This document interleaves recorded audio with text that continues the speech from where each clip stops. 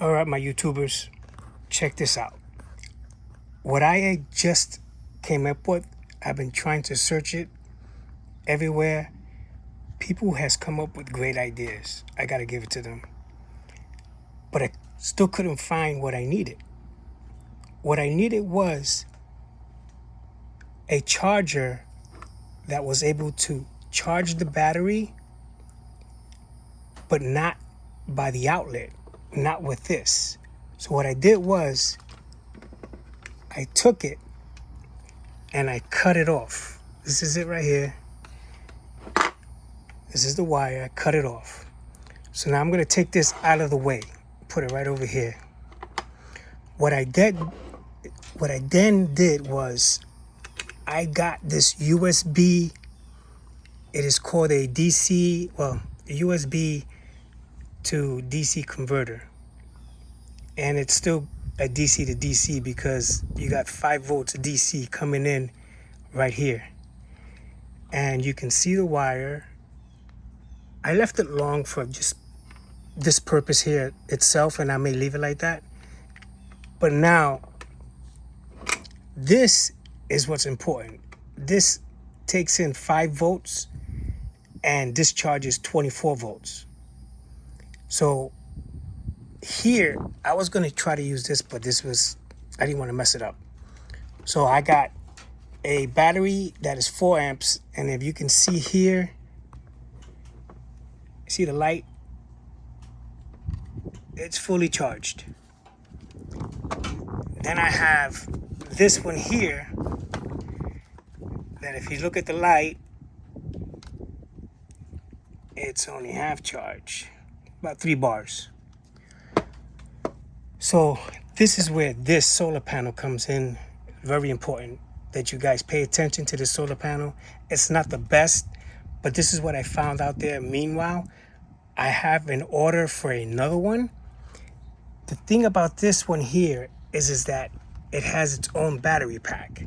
Take a screenshot of this, people. You can see how many watts. This is only a 3-watt solar panel, being that the output is a 5 volt, almost 2 amps. It was 1.5 amps, which is almost perfect.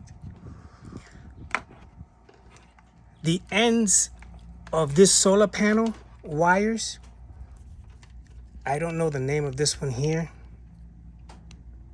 Sorry about the one-handed. But this is good for charging your Ring camera, the stick-up, being that they have already a battery inside. So this charges this battery. There's a battery in here that gets charged. Then it discharges, and there's a splitter here. So there is what's called a C charger. And then what I end up doing is take a screenshot of this. It is a USB-C to USB-A. I'm not too sure about the male and female part of it, but it is what it is. So now, what I end up doing was, just so you guys have an idea, I'm going to put the solar panel out in the sun. Put it right here. You guys see the solar panel. You see the wire. Now what I'm going to do is I am going to put the USB, if I can get it in there. I try to do this all at one hand because some people tend to believe that it doesn't work. This is the wire. You can see the wire is not cut, doesn't go into any outlets. There's no outlets around here. This is the wire. Look at the back of it. I went ahead and also did, you can see it's throwing out 24 volts. I also went ahead and attached this right here. Now, I see other people using the other charger, but I decided to use this one. I'm going to change this one to a bigger one, a better one. But then I went ahead and bought this here, which is on and off. It tells you when you plug in the battery, it'll tell you how many volts are in the battery. And I did this so that I can use the USBs. So you see the lights on. This is the Ryobi battery I'm going to use. It's only 3. I'm going to go ahead and get down a little bit so we can see that it's charging.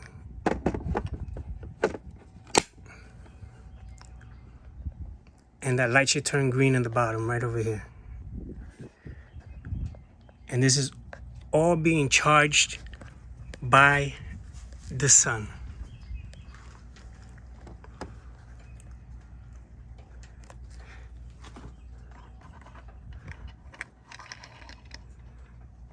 And now the USB, if I want to use it at the same time, let me go ahead and show you. I'm going to bring this over here.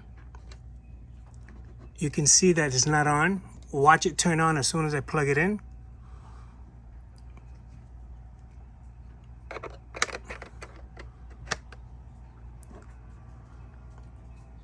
And you can see it's charging. It's already fully charged, but it's still, I just wanted to show you guys this. All of this is being charged. This battery is being charged, and it's also being discharged by charging this. So any power that I put here will go over here. The purpose I did this for was because I have the Waze camera in my mailbox, on my mailbox underneath it, and I needed something that I didn't have to pay attention to all the time. I have the dual camera Waze. So I have one camera facing one way, another camera facing the other way, and I needed something that's going to charge this and maintain a charge. Now, the other solar panel that I ordered is a 10 watt, and the battery size is a 10 kilowatt. Sorry, 10,000 milliamps. 10,000 milliamps. That's a 5,000 milliamp, or I believe so, or 4,000 milliamp. I have not, don't remember. If you go back and take a screenshot of that, the back of the panel, let me go ahead and take it out again.